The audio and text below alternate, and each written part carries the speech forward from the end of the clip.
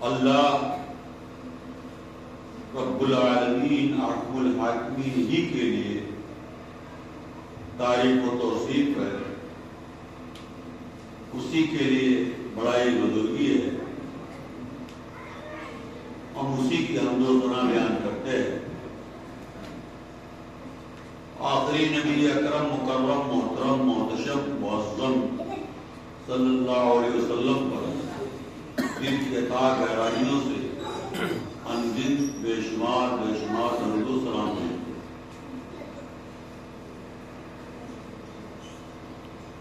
قرآن اور حدیث یہ دو چیزیں انسانی معاشرے کو سدھارنے کے لیے دنیا میں اللہ رب العالمین نے قرآن اتارا اور نبی کریم صلی اللہ علیہ وسلم نے اپنی پیاری زبان سے قرآن کی تشریح کی اور آخرت کے انجام سے ڈرایا۔ اسی لیے اللہ کے رسول کو نذیر کہا جاتا ہے، اور آخرت میں ہمارے نیک اعمال کے بدلے میں جو صلہ ملے، جنتیں ملیں گی، انعام و اکرام ملے گا۔ اسی مناسبت سے نبی کریم صلی اللہ علیہ وسلم کو قرآن مقدس میں بشیر بھی کہا گیا۔ ہم اور آپ کے سامنے قرآن و حدیث کے حوالے سے بہت ساری باتیں پیش کی جاتی ہیں، ہمارے سامنے دہرائی جاتی ہیں۔ یہی دو باتیں سننے کے لیے لوگ بڑے بڑے جلسے کرتے ہیں، بڑی بڑی کانفرنسیں کرتے ہیں، پروگرام کرتے ہیں، جس میں بڑا لمبا چوڑا خرچہ کرتے بڑے بڑے علماء کرام کو، وہ علماء کرام جو مکمل طور پر طے کرتے ہیں کہ ہم اتنا لیں گے اتنا لیں گے، تب آپ یہاں لڑتے چند قدم گوارا کریں گے۔ لیکن آپ کے درمیان آنے والے مولوی وہی کام وہ بیچارے فری بھی کرتے۔ یہاں جو ایک ذہنیت ہے، قرآن اور حدیث سننے کے بعد اس کا جو ریئیکشن، جو اس کے اثرات ہیں، وہ کہاں تک آپ پر مرتب ہوتے ہیں اور کہاں تک نہیں ہوتے ہیں، اور اس کا انجام آخرت میں کیا ہے، یہی چیز میں آپ کو بتانا چاہتا ہوں۔ آج کل کے دور میں عام طور پر ایک رجحان سا بن گیا لوگوں کا، جلسوں میں، تقریروں میں سننے کے بعد یہ معاشرہ اس پر تبصرہ کرتا ہے۔ تبصرہ کیا کرتا ہے؟ مولویوں کا موازنہ کرتا ہے۔ فلاں مولوی نے کمال کر دیا، فلاں مولوی نے جما دیا، فلاں مولوی نے یہ کر دیا وہ کر دیا۔ لیکن آج کے تبصرے میں کہیں یہ بات سننے کو نہیں آئی کہ مولوی نے جو قرآن حدیث کے حوالے سے آپ نے سمجھایا، آپ نے اس کو مانا کیا، اس پر عمل کتنا کیا۔ تو جلسے جلوس مزہ لینے کے لیے نہیں ہوتے، جو کہتے ہیں لوگ مزہ آ گیا، خدا کی تقریر میں مزہ آ گیا، یہ ساری شیطانی صفت۔ مزہ لینے کے لیے نہ تو جلسہ ہوتا ہے، نہ جمعہ کا خطبہ ہوتا ہے، نہ نماز کی محفلیں ہوتی ہیں، نصیحت حاصل کرنے کے لیے ہوتی ہے، عبرت حاصل کرنے کے لیے ہوتی ہے، آخرت سے ڈرنے کے لیے ہوتی ہے، جنت کی للک پیدا کرنے کے لیے تقریریں ہوتی ہیں۔ وہ چیز تو ہم پاتے نہیں ہیں، البتہ مزہ پاتے ہیں۔ اب آپ سوچئے کہ آپ کا انجام کیا ہونے والا ہے۔ اس کو ہم بڑے ہلکے میں لیتے ہیں، اس پر کوئی دھیان ہی نہیں دیتے۔ ایک کمی ہمارے سماج میں اور بہت بھیانک ہے، یہ مسلح ہے آپ کا۔ نبی کریم صلی اللہ علیہ وسلم کے زمانے میں آپ جب نماز پڑھاتے تھے تو جب نمازیوں کی طرف متوجہ ہوتے تھے اللہ کے رسول تو لوگوں کو امید بہت چلتی تھی کہ اللہ کے رسول ہمیں کچھ کہنے والے، کچھ بتلانے والے، سب کے سب ہماکن گوش ہو جاتے۔ ایک مثال کوئی مائکہ نہیں دے سکتا کہ اللہ کے رسول صلی اللہ علیہ وسلم نمازیوں کی طرف متوجہ ہوئے ہوں کچھ سنانے کے لیے اور ان میں سے کوئی اٹھ کے چلا جائے۔ آج ہمارا آپ کا کیا دستور ہے؟ یہ بیچارہ جیسے کتاب کھولا زبانی والا ہے تو زبانی والا، اگر کتاب کھول کر کے سنانے والا ہے تو جیسے پڑھنا الٹا پٹا پٹ ایسا لگا کروڑوں کا بزنس گھاٹے میں جانے والا ہے، یا پیمنٹ ہونے والا تھا، اگر ہم رک گئے تو وہ لے کے چلا جائے گا۔ سارے کے سارے کروڑپتی سے کم کی اہمیت نہیں جتواتے، باہر نکل لیں۔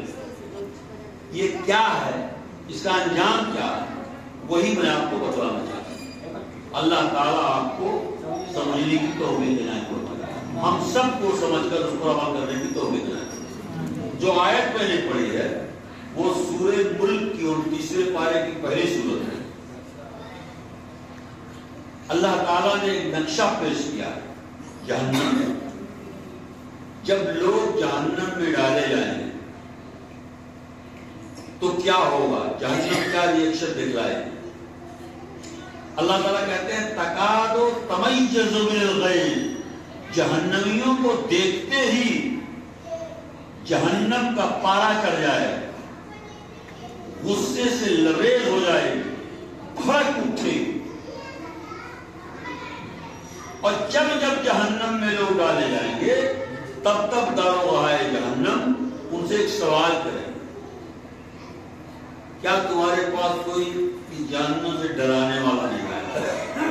کیسے تم جہنمی ہو؟ یعنی تم تو مسلمان نظر آتے ہو، تم کیسے یہاں پہنچے؟ کلمہ گو ہو، تم کیسے پہنچ گئے؟ اس مفہوم کی قرآن میں بہت ساری آیتیں، ان تمام آیتوں کو ملا کر کے یہ مفہوم بنتا جو میں آپ کو بتا۔ آپ کیسے ہیں؟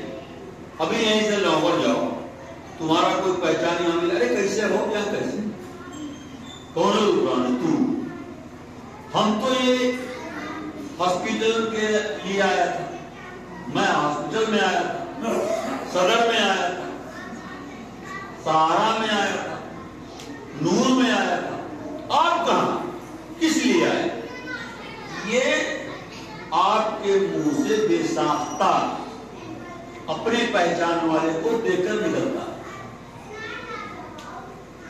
اگر ایسا آپ کو لگتا ہے کہ ایسا ہوتا ہے، یہ فطری بات ہے، سماجی بات ہے، تو آپ ذرا سا ان جہنمیوں کے بارے میں دیکھیے۔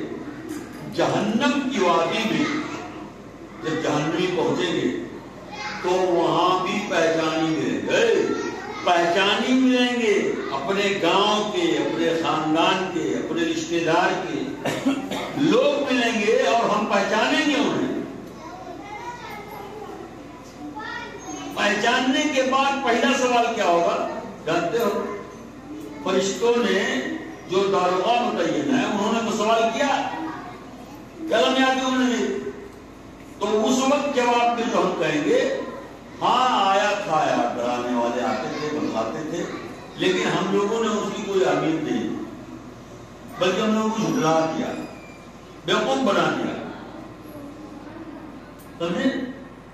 اب جہنم رسید ہو گئے، اندر داخل ہو گئے تو گیٹ کی بات، اندر جب پہنچ گئے تو کیا ہوتا؟ آپس میں ایک دوسرے سے ملتے ہیں تو ایک بات کرتے ہیں، ہم یہ خطبہ آپ کو اس لیے دے رہے ہیں کہ اللہ آپ کو اس منظر سے بچائے،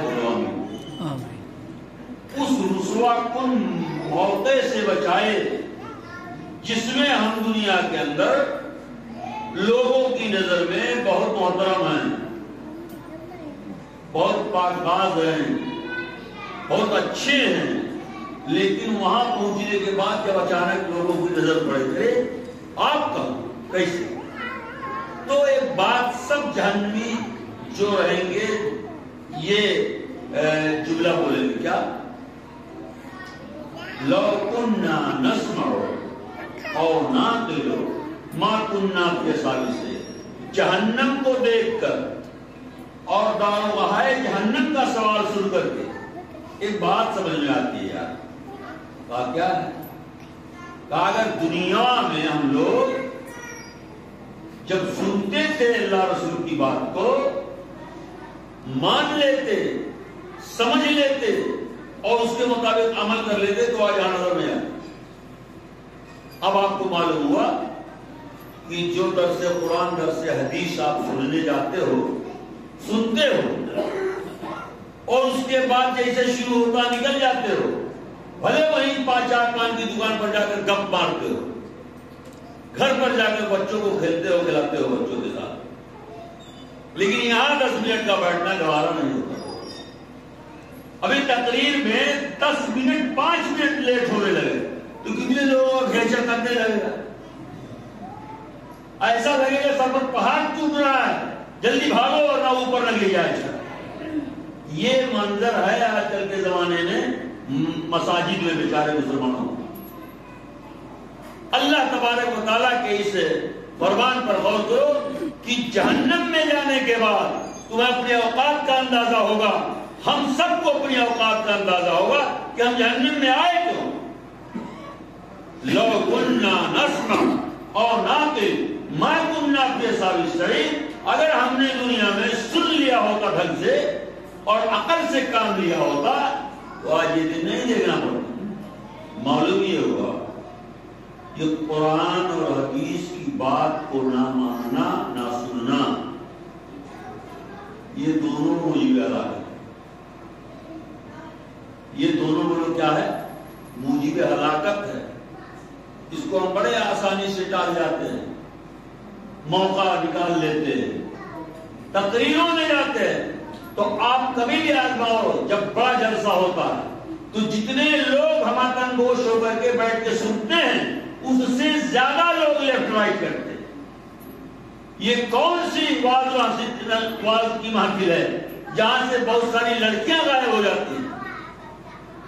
بولو, یہ کون سی واز کی محفل ہے جہاں سے بہت ساری بچیاں غائب ہو جاتی ہیں اپنے عاشقاؤں کے ساتھ؟ یہ قرآن کا اثر ہے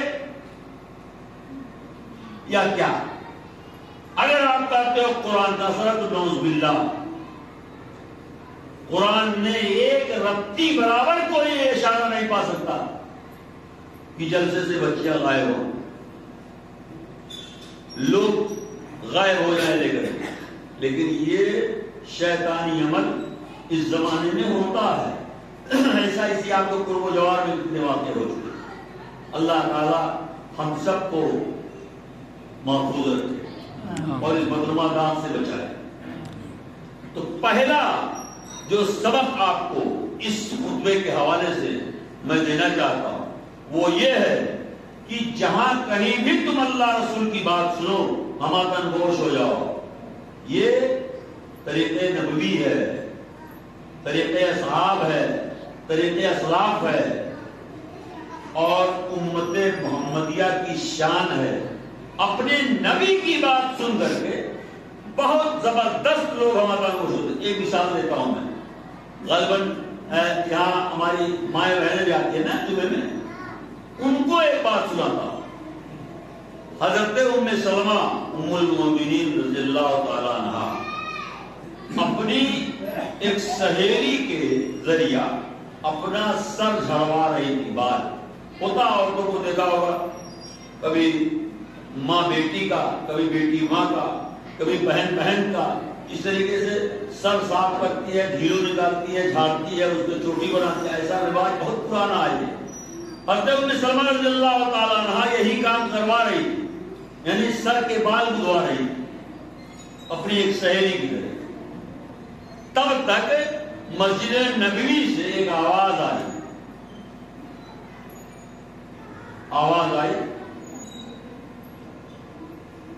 اے لوگوں, اے مسلمانوں. حضرت ام سلمہ نے کہا کہ تو ٹھہر جا, بال گودنا چھوڑ دے. بال گودنے میں آواز آتی کیا؟ کنگھا جو چلتا ہے سر میں آواز آتی ہے؟ نہیں آتی ہے. لیکن وہ بھی گوارا نہ تھا تو میں سلمہ کو کہا رک جا، میرے محبوب میرے سرتاج نبی اکرم مکرم محترم صلی اللہ علیہ وسلم کچھ فرمانا چاہتے ہیں. اللہ، وہ خادمہ بھی، وہ سہیلی بھی ان کی پڑھی لکھی تھی جیسے. کب ہے؟ ارے اللہ کے رسول مردوں کو مخاطب کر رہے ہیں، سمجھے؟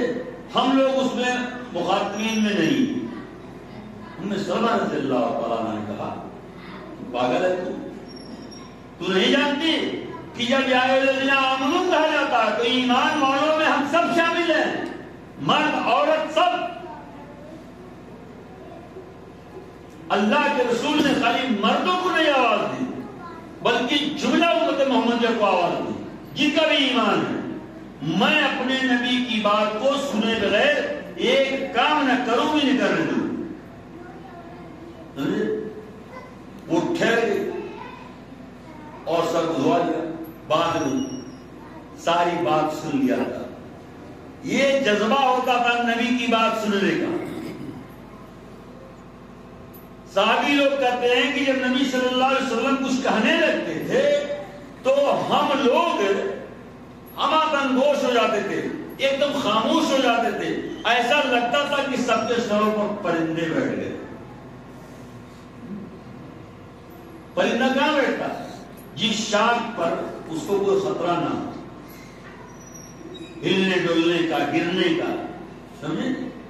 تو جیسے ہمارے سروں پر پرندے بیٹھے ہیں اس طرح سے ہم لوگ خاموش ہو جاتے تھے. چپ ایک چپ ہزار. آج کل کے زمانے میں ہم بیچارے لوگ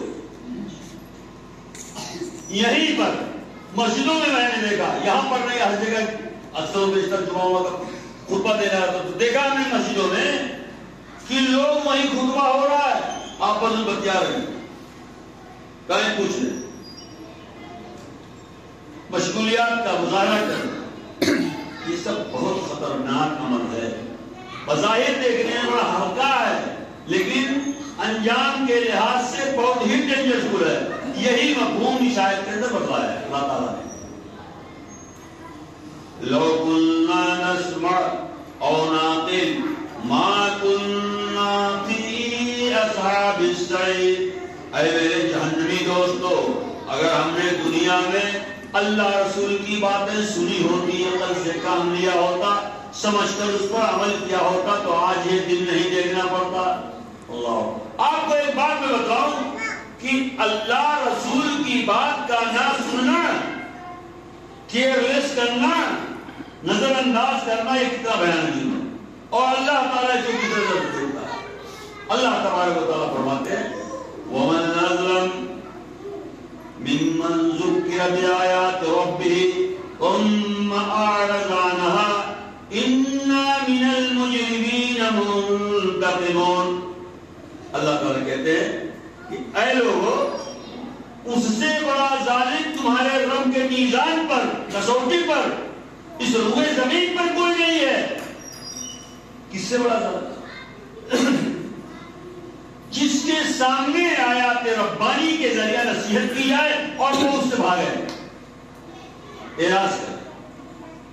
اللہ تعالیٰ کہتے ہیں ایسے لوگوں کو میں مجرم کا جانتا ہوں اور ایسے مجرموں سے میں خود بدلہ لوں گا.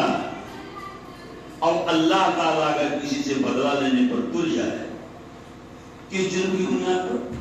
جس کو ہم کوئی اہمیت نہیں دیتے. جلسے میں پیسہ بھی دیتے ہیں، ہزاروں ہزار کی تعداد میں چاول بھی دیتے ہیں، آلو بھی دیتے ہیں، مسالے کا بھی پیسہ دیتے ہیں، اور وہیں جا کر کے مٹر گشتی کرتے ہیں. یعنی خود دے کر کے خود گناہ مول لیتے ہیں. سمجھے؟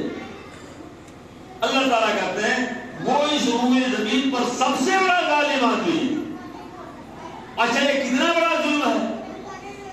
قرآن کے 29ویں پارے میں ایک سورت ہے جس سورت کا نام ہے سورہ نوح.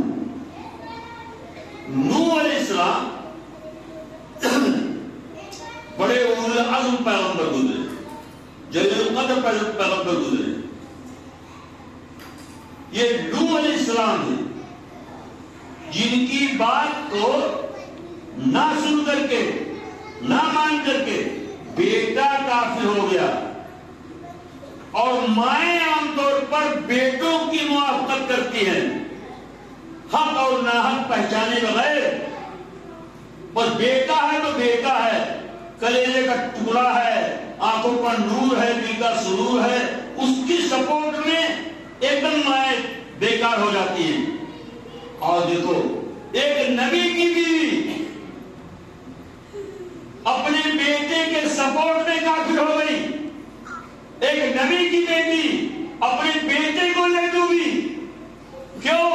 اس لیے کہ حضرت نوح علیہ السلام بحیثیت نبی کے اللہ کی بات ان لوگوں کو سناتے تھے, بحیثیت رسول کے اللہ کے بات کی تشریح ان کو سمجھاتے تھے, لیکن ان کی کھوپڑی بھی بات نہیں.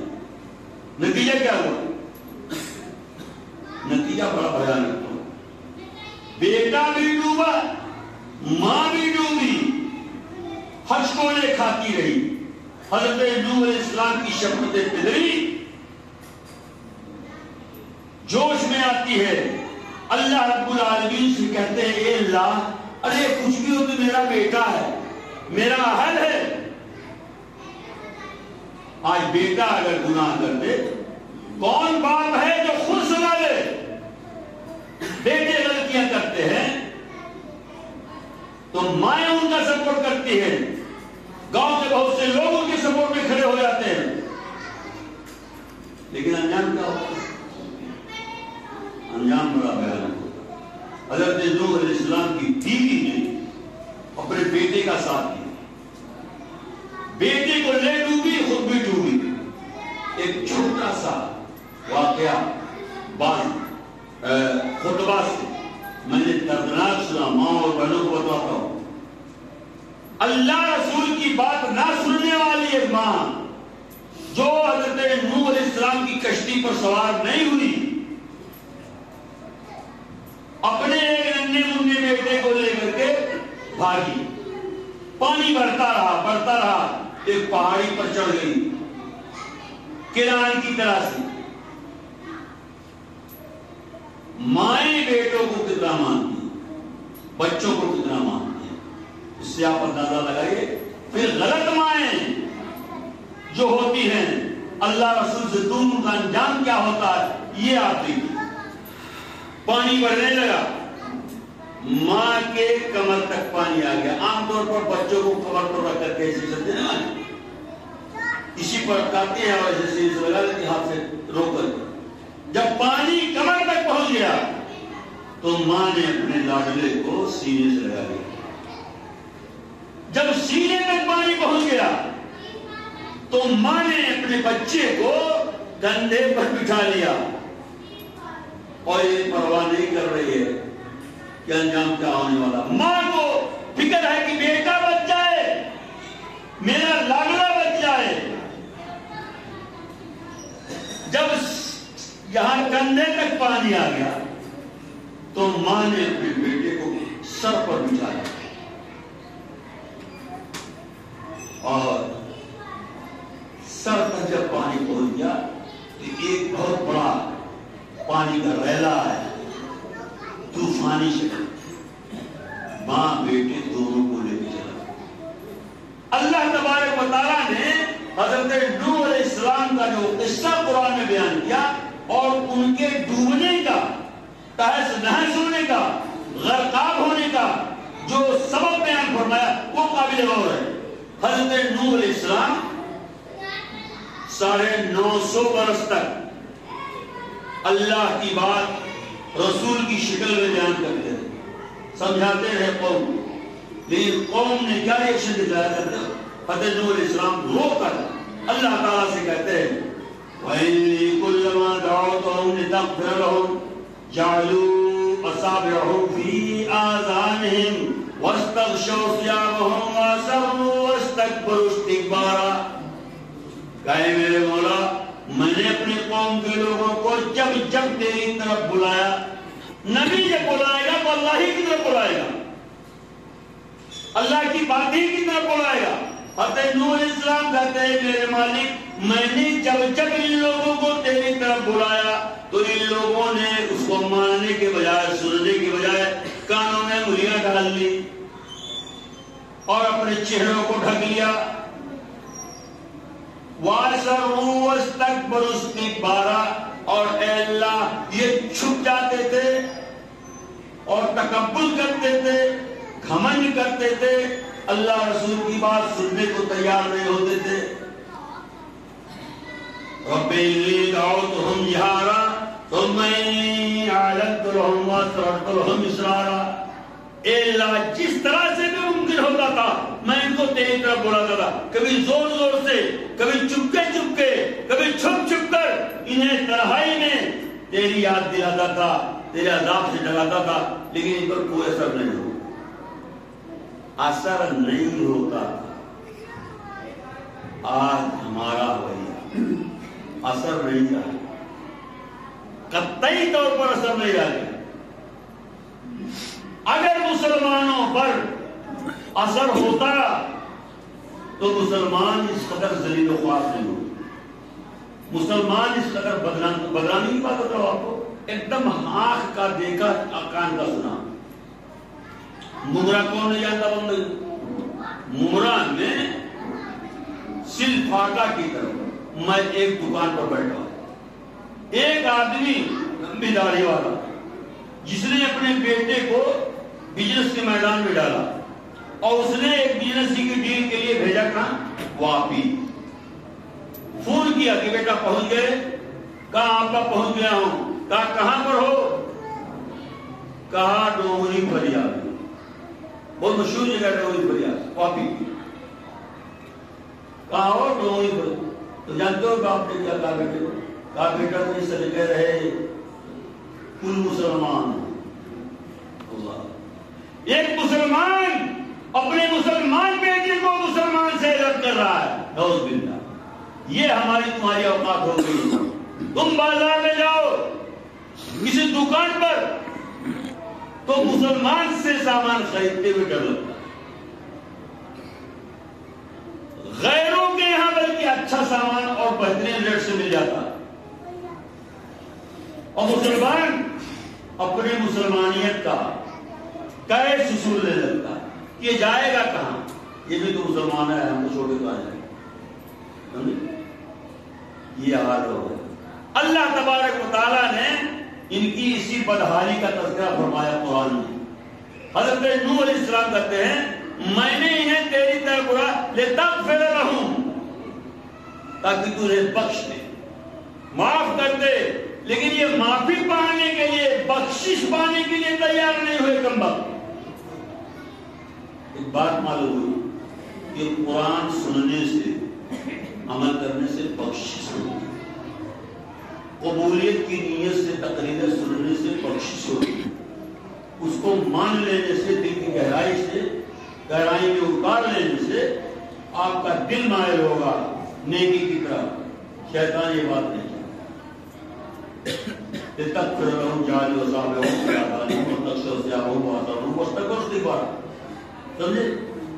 ایک بات دوسری معلوم ہوئی کہ قرآن حدیث کی بات کو نہ سننا, اٹھ کے چلے جانا, یہ تکبر ہے, یہ تکبر ہے. اور تکبر کا تے جو ہے, دو نقطے ہیں, اس میں سے ایک نقطہ لو اور اس کا 1000 حصہ کر ڈالو, اس 1000 بٹا کو بھی اللہ تعالیٰ پسند نہیں. اس لیے کہ اللہ تعالیٰ تکبر کو اپنے لیے خاص کر رکھا ہے.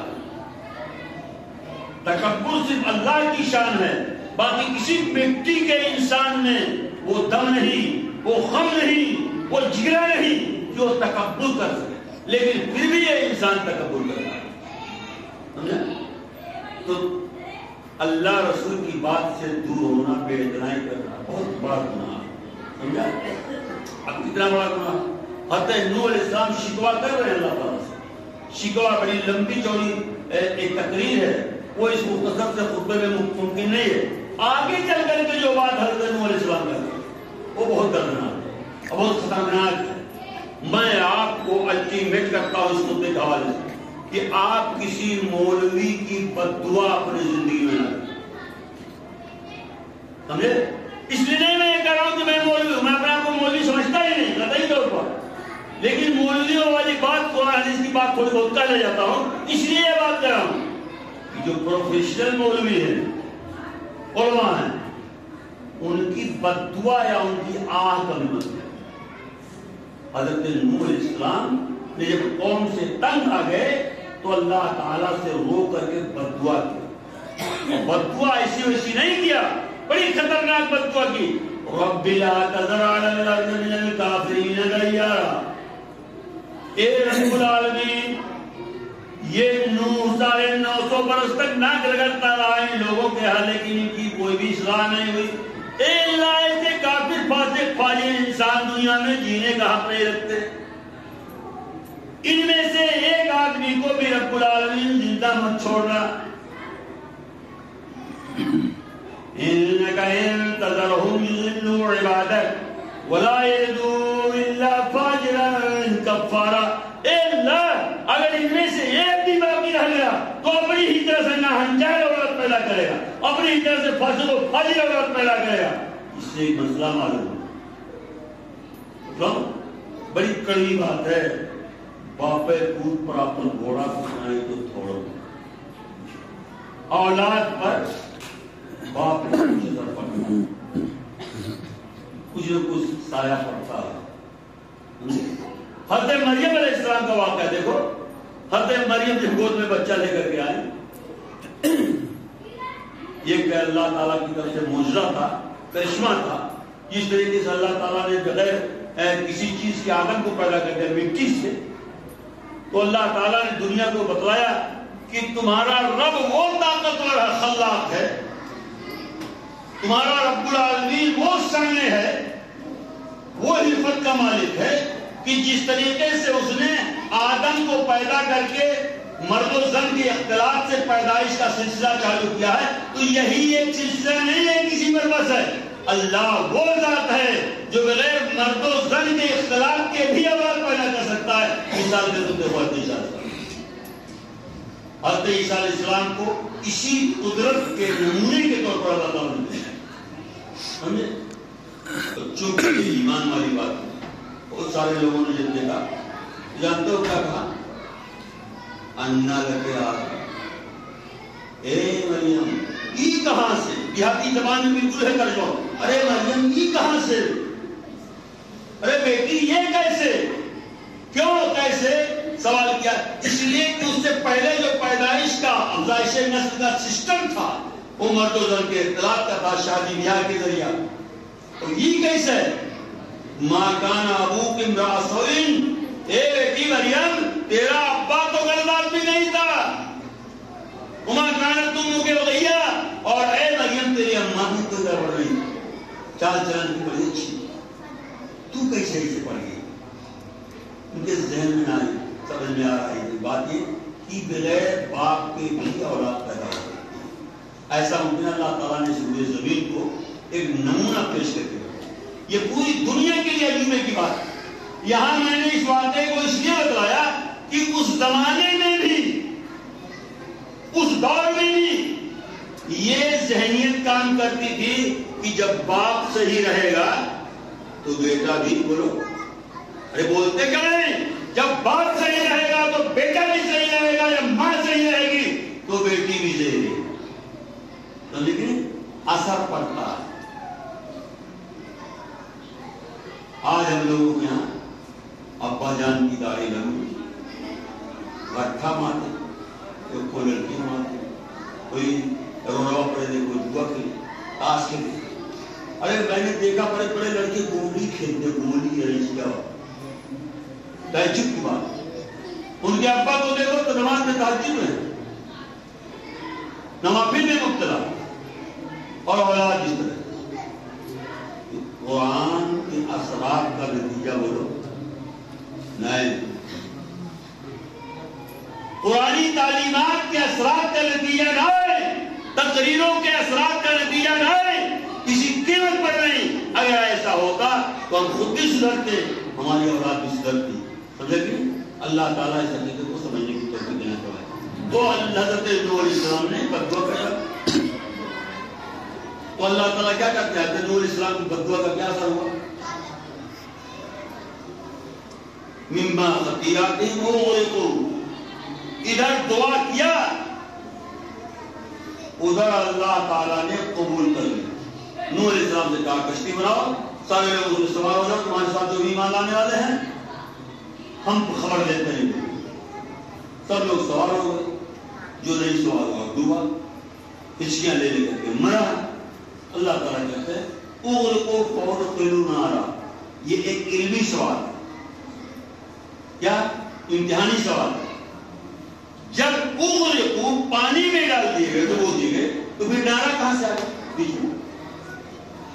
اب یہاں پر تھوڑی سی سائنسی معلومات آپ کو چاہیے، اور وہ یہ ہے کہ بڑے بڑے سائنسدانوں نے یہ ریسرچ کیا ہے کہ جہنم کی اتھاہ سمندر کی اتھاہ گہرائیوں کے اندر پانی کی تہ جو ہے نیچے، وہاں سے نیچے جیسے سمندر موجود ہے ویسے ہی جہنم کی آگ موجود.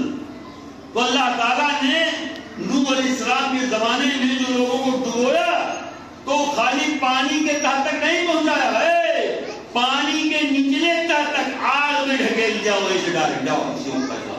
معلوم کیا ہوا؟ معلوم یہ ہوا کہ پانی میں ڈوبنا تو دنیاوی عذاب. بولو، پانی میں ڈوبنا تو ان کا دنیاوی عذاب، لیکن پانی کے نچلے تہ میں آگ کے سمندر میں پہنچانا یہ اخروی عذاب ہے. اسی وقت ججمنٹ دے دیا گیا ایسے لوگ نہ تو دنیا میں رہنے کے حقدار ہیں، ایسے لوگ نہ تو ڈبو کر یا کسی دنیاوی عذاب میں مبتلا کر کے چھوڑ دیے جانے کے حقدار ہیں، یہ سیدھے جہنم میں رسید کیے جانے کے لیے. اسی لیے اللہ تبارک و تعالیٰ نے فرمایا کہ اس سے بڑا ظالم دنیا میں کوئی نہیں جو قرآنی آیات سنیں، آیات ربانی سنیں، اس کے باوجود اعراض کی طاقت پائے جائے، اعراض کی قوت اس کے اندر پائی جائے. یہ بہت بھیانک جرم ہے. سمجھے؟ ایسے لوگوں سے ہم بدلا لیں گے. اس طرح کے بدلے کی کہانی اسلامی تاریخ میں بہت زیادہ ہے. علماء کرام سے جو ٹکرائے اور علماء سے جھگڑا کیے، علماء کرام سے انہوں نے نفرت پھیلائی، ان کا انجام بہت برا. چھوٹا سا واقعہ بتا سکتا ہوں کیا؟ ٹائم تو لگ بھگ 1:15 ہو. بہت مشہور واقعہ ہے حضرت عمر رضی اللہ تعالیٰ کے زمانے. ایک بہت مشہور مستجاب الدعویٰ صحابی جو ہے سعد رضی اللہ عنہ.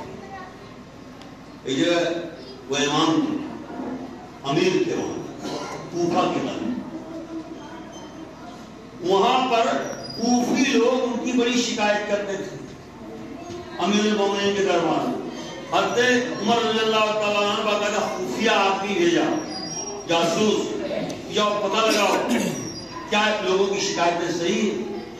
حضرت عمر رضی اللہ تعالیٰ عنہ کا جو نقیب وہاں گیا تو سب سے انفرادی طور پر پوچھتا کیا کسی نے کوئی تکلیف نہیں کرتی.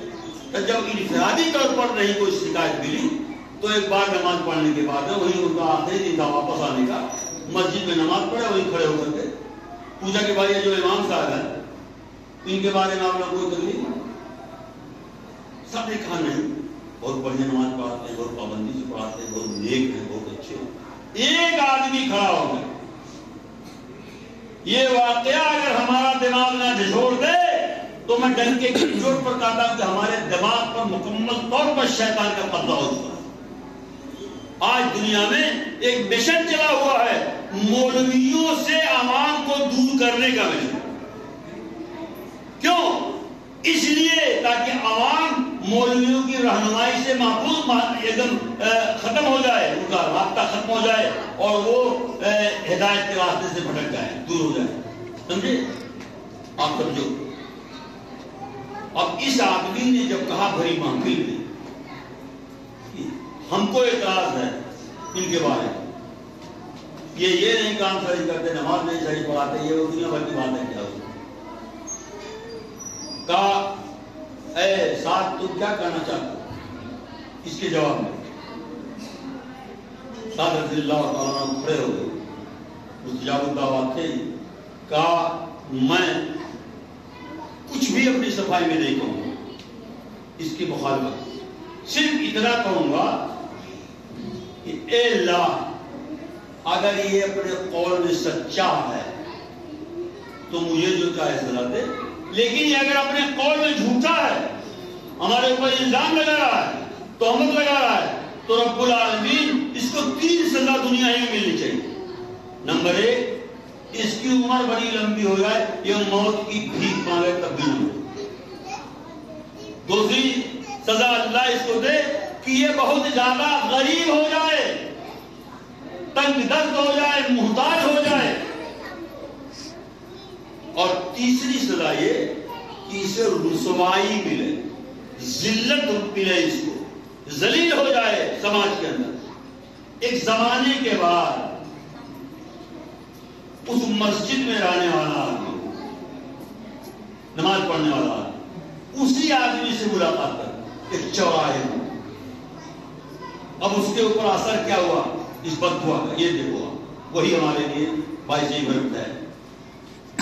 بددعا کا اثر یہ ہوا کہ اس کی عمر بڑی لمبی ہو گئی، بدن کے اعضاء اتنے ڈھیلے ہو گئے کہ یہ جو بھون ہے، بھون یہ آپ کی خوبصورتی کے لیے، ماتھے کی خوبصورتی کے لیے، یہ اتنا ڈھیلا ہو گیا کہ یہ اس سے پڑ کر ڈھک جاتی ہے، ایسے لٹک گیا ہے، جیسے چشمہ ڈھکا ہے نا آنکھ پر، ایسے ہی یہ بھون آنکھ پر ڈھک گئی۔ یہ بھیک مانگتا تھا چوراہے پر، اور چوراہے پر اس پر ترس کھا کر کے اگر کوئی لڑکی یا عورت جوان خوبصورت یہ اسے آنکھ اٹھا کر کے اسے دیکھتا ہے، سمجھے؟ اگر خوبصورت لڑکی رہتی تو اس کو آنکھ مار یہ بھونیاں اٹھا کر، تو یہ وہ لوگ کیا کرتے؟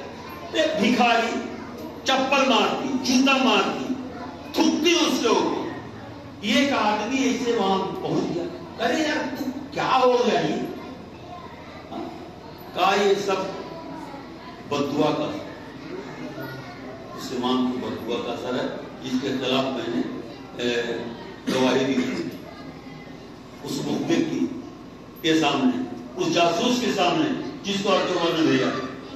اب میرا حال یہ ہے کہ میرے کھانے کے لیے یہ پیسہ نہیں ہے، مجھے بھیک مانگنے کے علاوہ کوئی چارہ نہیں ہے، لیکن میں اس کی بددعا کے اثر میں اتنا آ گیا ہوں کہ جب بھی کوئی عورت مجھے کچھ دے کے جاتی ہے تو میں یہ آنکھ اٹھا کر کے اس طرح آنکھ مارتا ہوں، تو میرے اوپر تھوکتی ہے، مجھے مارتی ہے، لات مارتی ہے، جوتے چپل مارتی ہے۔ اس لیے میں نے آپ نے کہا میرے دوستوں، میرے عزیزوں، پیارے مسلمانوں، نیارے مسلمانوں، اپنے آپ کو ان تمام خرافات سے بچاؤ۔ اللہ آپ کی حفاظت فرمائے، آپ کی ہماری سب کی غلامی حفاظت فرمائے، اور عالم جو قرآن سے حدیث سے آپ کو نصیحت پیش کرے اس کو دنیا کا سب سے بڑا خزانہ سمجھو۔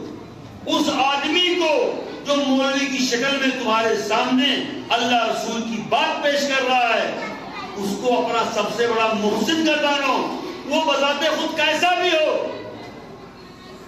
لیکن وہ جو بات کہے قرآن حدیث سے کہے تو اس کو بطور چشم قبول کرو۔ اللہ تعالیٰ آپ کو اس بات کی توفیق عنایت فرمائے، اور اگر ہم نے اس پر کوتاہی کی، دیہاتی زبان میں ڈھلوائی کی، سمجھے سستی کی، تو وہ آیت سامنے رکھو، لو كنا نسمع ونعقل ما كنا في اصحاب السعير فاعترفوا بذنبهم فسوقا لاصحاب السعير۔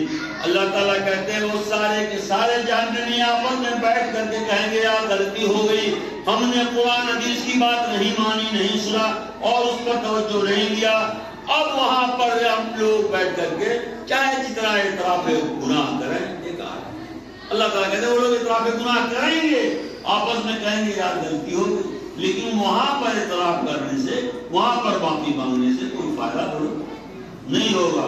اللہ تعالیٰ آپ کو آخرت کے اس خسارے سے بچنے کی توفیق دلائے۔ ہم سب کو، ماؤں کو، بہنوں کو اللہ تعالیٰ نیک راستے پر چلنے کی توفیق عنایت فرمائے، اور کسی بھی طرح کی بدگمانیوں سے، آپس میں ایک دوسرے کے خلاف رحمت نوازی سے اور چغلی اور غیبت سے ہر طرح کے جرم سے بچنے کی توفیق عطا فرمائے رب العالمین. ہم جب تک دنیا میں زندہ رہیں تیرے پیارے بندے اسلام پر زندہ رہیں, جب بھی خاتمہ ہو بالخیر علی الایمان ہو, ہماری زبان سے لا الہ الا اللہ محمد رسول اللہ کی صدا بلند ہو اور ہم دنیا سے پرواز کر رہے ہوں آخرت کی طرف. اقول قولی ھذا واستغفر اللہ لی ولکم ولسائر المسلمین فاستغفروہ انہ غفور رحیم. وقل دعوانا الحمد للہ رب العالمین. والسلام علیکم ورحمۃ اللہ.